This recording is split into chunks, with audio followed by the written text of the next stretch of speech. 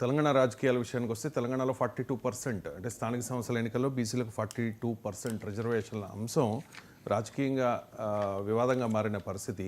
అంటే ఇది మరో మండల్ బీసీ ఉద్యమంగా మారబోతోందా? ఎందుకంటే ఎంజీ రావు గారు 1991లో మనం చూసాం, ఈ మండల్ ఉద్యమంతోనే కాంగ్రెస్ పతనం జరిగింది. కాబట్టి ఎక్కడ పోయిందో అక్కడే వెతుక్కోవాలని కాంగ్రెస్ పార్టీ భావిస్తోంది. అసలు ఈ 42% రిజర్వేషన్ల అమలు సాధ్యమా అంటే ఏం చెప్తారు? ఇప్పుడు తెలంగాణలో 42% రిజర్వేషన్స్ టు బీసీస్, ఇది పెద్ద దేశవ్యాప్త సంచలనం.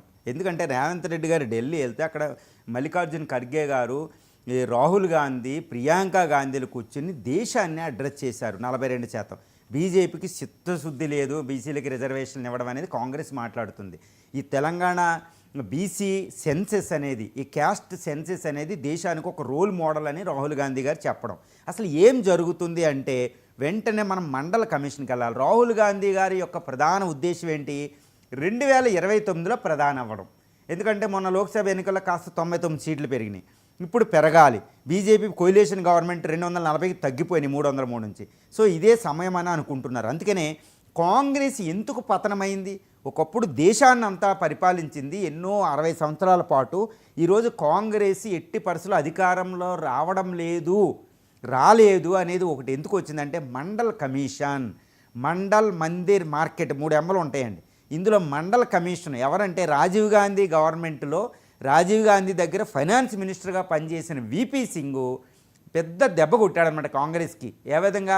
అని కొలీషన్ గవర్నమెంట్ వచ్చిన తర్వాత 1979లో మండల్ కమిషన్ ఇచ్చిన రిపోర్ట్ని బూజు దులిపి చక్కగా తీసుకొచ్చి పెట్టేటప్పటికి కాంగ్రెస్ భయంకరంగా ముక్కల చెక్కలు అయిపోయింది, పతనం అయిపోయింది. కొన్ని స్టేట్లో నామరూపాలు కూడా లేదు. యూపీలో కాంగ్రెస్ లేదంటే మండల్ పాలిటిక్స్ వల్లే, బీహార్లో లేదు అంటే లాలూ ప్రసాద్ ఎక్కడ మండల కమిషన్ వల్లే. ఈ మండల్ అంటే బీసీ పాలిటిక్స్ వచ్చినాయి. ఈ బీసీలకి 27% రిజర్వేషన్ వచ్చింది. ఈ మండల commission VP Singh government implement చేసింది. సుప్రీంకోర్టు దాన్ని సమర్థించింది. ఇందిరా సహానాయ్ కేసు వీటన్నిటిలో ఉంటుంది, మనకు తెలుసండి. ఇప్పుడు ఈ ఎక్కడైతే పోగొట్టుకుందో అక్కడే వెతకాలనేది ఒక నానుడి, ఒక సామెత మనకు ఉంటుంది. Okay, where you lost there we have to find అని. అక్కడ ఇప్పుడు రాహుల్ గాంధీ గారు మండల కమిషన్లో కాంగ్రెస్ పతనం అయింది, మళ్ళీ అదే మండల పాలిటిక్స్ని, బీసీ పాలిటిక్స్ని తీసుకొద్దామని ఆయన అజెండా పెట్టుకున్న తెలంగాణ రోల్ మోడల్ చేశారు.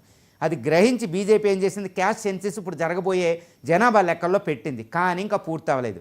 కాంగ్రెస్ ఒప్పుకోవడం లేదు. ఇప్పుడు తెలంగాణలో జరిగే స్థానిక ఎన్నికల్లో బీసీ రిజర్వేషన్ 42% అనేది ఒక ఆర్డినెన్స్ చేసి గవర్నర్ బాల్ పడేసింది. గవర్నర్ న్యాయ సమీక్ష పంపించారు, అది అక్కడే ఉంది. భయంకరంగా ఒక యుద్ధంలాగా కొనసాగుతుందన్నమాట ఈ స్థానిక ఎన్నికలకు సంబంధించి. స్థానిక ఎన్నికలు ఇప్పుడు హైకోర్టు తీర్పు ఇచ్చింది, ఎట్టి పరిస్థితుల్లో నెలలో పెట్టాలి 24కి 25 కని. కానీ ఇప్పుడు గవర్నమెంట్ ఆర్డినెన్స్ ఇచ్చాం కాబట్టి కొంచెం పొడిగించండి అని హైకోర్టు కాడికి వెళ్తుంది. అంటే బీసీ రిజర్వేషన్ ఇవ్వకుండా నేను స్థానిక ప్రభుత్వ ఎన్నికలు పెట్టనని రేవంత్ రెడ్డి గారు చెప్తున్నారు.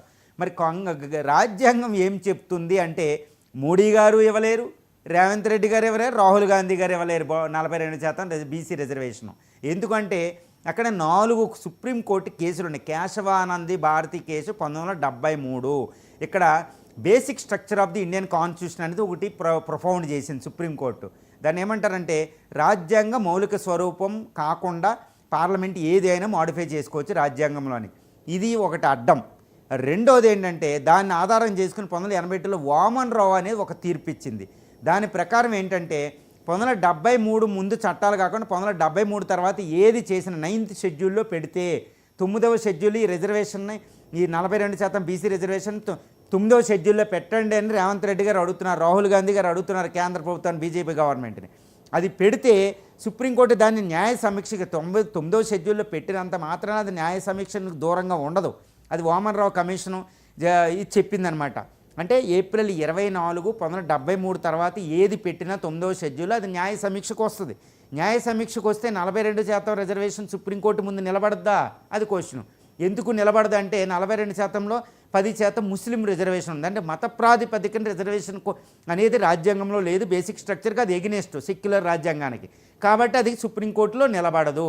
రెండో విషయం ఎందుకు నిలబడదంటే 50% అనే లిమిట్ అనేది ఒకటి ఉంది. ఇందిరా సహానాయ్ కేసులో సుప్రీంకోర్టు చెప్తుంది 1992లో అసలు రిజర్వేషన్ అనేది 50% దాటకూడదు అనేది. 50% అనేది మెరిట్ ఉండాలి. మెరిట్ వర్సెస్ రిజర్వేషన్లో యాక్సెసిబిలిటీ టు ఆల్ అనేది కూడా రాజ్యాంగ మౌలిక స్వరూపమే. కాబట్టి ఇందిరా సహానాయ్ కేసు ప్రకారం ఇప్పుడు 42% బీసీలకు ఇస్తే అది 50% దాటిపోతుందండి. ఇప్పటికే 49.5%. ఈడబ్ల్యూఎస్ 10% ఉంది, ఇది దాటిపోద్ది. కాబట్టి అది కూడా సుప్రీంకోర్టు ముందు నిలబడదు 9వ షెడ్యూల్లో పెట్టినా అనేది మనకి అవగతం అవుతుంది. సో తర్వాత 2007లో ఐఆర్ కోహిల్కో కేసులో మళ్ళీ దాన్ని పునరుద్ఘాటించింది. ఎట్టి పరిస్థితుల్లో ఇది కుదరదు అనేది ఇది సుప్రీంకోర్టు చెప్పింది. ఈ విధంగా కేశవానంది భారతి కేసు, తర్వాత వచ్చిన వామన్ రావు కేసు 1981, తర్వాత వచ్చిన 1992 ఇందిరా సహనాయ్ కేసు, ఐఆర్ కోహిల్కో కేసు 2007. వీటన్నిటి ప్రకారం ఈ రిజర్వేషన్ని 9వ షెడ్యూల్లో పెట్టినా బీజేపీ ఇది నిలబడదు. కాబట్టి మరి ఎవరు పార్లమెంట్ చేయలేదు, ఇది చేయలేదు, మరి ఎవరు చేయాలి? బీసీ రిజర్వేషన్ ఎందుకు ఉపయోగిస్తున్నారు రాహుల్ గాంధీకి ఈ విషయం తెలిసిన మరి ఎందుకు ఉపయోగిస్తున్నాడు అంటే ఇక్కడ ఒక విషయం, బీసీలో అవగాహన పెరిగింది. ఇప్పుడు బీసీ పాపులేషన్ మోర్ దెన్ 50% ఉంటుందని అప్పుడు మండల్ కమిషనే చెప్పింది. అందుకు 27 27% రిజర్వేషన్ ఇచ్చింది. ఇప్పుడు బీసీ ప్రాతినిధ్యం 56% ఉందని ఇప్పుడు క్యాస్ట్ సెన్సెస్ తెలంగాణలో ఇప్పుడు రేవంత్ రెడ్డి గారి రిపోర్ట్ రిలీజ్ చేశారు. 56% పాపులేషన్ 42%, అంటే ప్రాతినిధ్యం వాళ్ళకి సరిపడే ప్రాతినిధ్యం లేదు కాబట్టి ఇవ్వాలంటున్నారు. అది న్యాయమే. బీసీల డిమాండ్ చేయడం కూడా సోషల్ జస్టిసే, అది కూడా రాజ్యాంగంలో ఉంది. కాబట్టి ఇప్పుడు ఏంటి పరిష్కారం అంటే ఇక్కడ ఒక కాంప్లికేటెడ్ సంక్లిష్టమైన విషయం ఉందండి. అదేంటి, కాంగ్రెస్ బీజేపీలు మెయిన్ జాతీయ పార్టీలు రెండు దీన్ని చాలా సెన్సిటివ్గా చూస్తున్నాయి, కానీ ఆయుధాలుగా చూస్తున్నాయి. బీజేపీ చాలా సైలెంట్, చాలా జాగ్రత్తగా ఉండాలి. ఎందుకంటే మండల్ కమిషన్ భారత ప్రజాస్వామ్యాన్ని ఇంకో దిక్కు మాల్చేసిందనమాట. కొయిలేషన్ గవర్నమెంట్ వచ్చినాయి. మండల కమిషన్ పెట్టడం వల్ల భారత ప్రజాస్వామ్యం 1989 నుండి 25 సంవత్సరాల పాటు సంకీర్ణ ప్రభుత్వ యుగం వచ్చింది ఒక్క మండల కమిషన్ వల్లే. పెద్ద పెద్ద పార్టీలు కొలాప్స్ అయిపోయినాయండి, కొత్త పార్టీలు అవతరించినాయి. అది క్యాస్ట్ బేస్డ్ పాలిటిక్స్ అంతా. అంటే రాహుల్ గాంధీ గారు అస్త్రం 2029లో ప్రధాని అవ్వడం, మళ్ళీ ఎక్కడ పోగొట్టుకున్నామో అక్కడే వెతుక్కుని మండల కమిషన్ బీసీ పాలిటిక్స్ని తీసుకొస్తున్నారు ఆయన. కాబట్టి బీజేపీ చాలా ఆచితూచి వ్యవహరిస్తుంది. ఇది ప్రధానమైంది. ఇది ఒక రాజ్యాంగంకి సంబంధించిన మౌలిక స్వరూపానికి సంబంధించిన ఒక విషయం. The soul of Indian constitution ఉంది, ఇక్కడ చేద్దామంటే కాదు. కానీ బీసీలకి సామాజిక న్యాయం వాళ్ళు డిమాండ్ చేయడంలో కూడా రాజ్యాంగం అక్కడ సామాజిక న్యాయం అనేది ఉంది. కాబట్టి ఏం చేయాలి అంటే అన్ని రాజకీయ పార్టీలు, ఇది ఒకటేనండి solution as for as my mind is concern. నాకు అవగాహన శక్తిని బట్టి నేను చెప్పేది ఏంటంటే, ఇప్పుడు చాలా జాగ్రత్తగా అన్ని పొలిటికల్ పార్టీలు చాలా జాగ్రత్తగా సమయంతో వ్యవహరించాలి. ఎందుకంటే సుప్రీంకోర్టు పెట్టిన 50% లిమిట్ని పెంచండి అనేది అడగాలి. అంటే అక్కడ కూడా రాజ్యాంగంలో మరి సుప్రీంకోర్టు కూడా 50-50 పెంచాలి. అంటే 50 నుంచి 60 పెంచితే కాస్త బీసీస్కి అంతా సర్దుబాటు చేసి 60%లో రిజర్వేషన్లు ఉంచుతామంటే కాస్త బీసీ పాపులేషన్ పెరుగుద్దండి. లేకపోతే బీసీలకి రిజర్వేషన్లు 50% ఇచ్చారనుకోండి, ఎస్సీ ఎస్టీలకు తగ్గుతుంది, కుదరదు, ఉద్యమాలు వస్తాయి. కాబట్టి ఎస్సీ ఎస్టీలు రిజర్వేషన్లు తగ్గకుండానే బీసీలకు కాస్త రిజర్వేషన్లు పెంచాలి. అంటే వాళ్ళ ప్రాతినిధ్యం వాళ్ళ పాపులేషన్ బట్టి రాజ్యాంగంలో ఈ 40 ఇప్పుడు తమిళనాడులో 69% రిజర్వేషన్ ఉంటుందండి.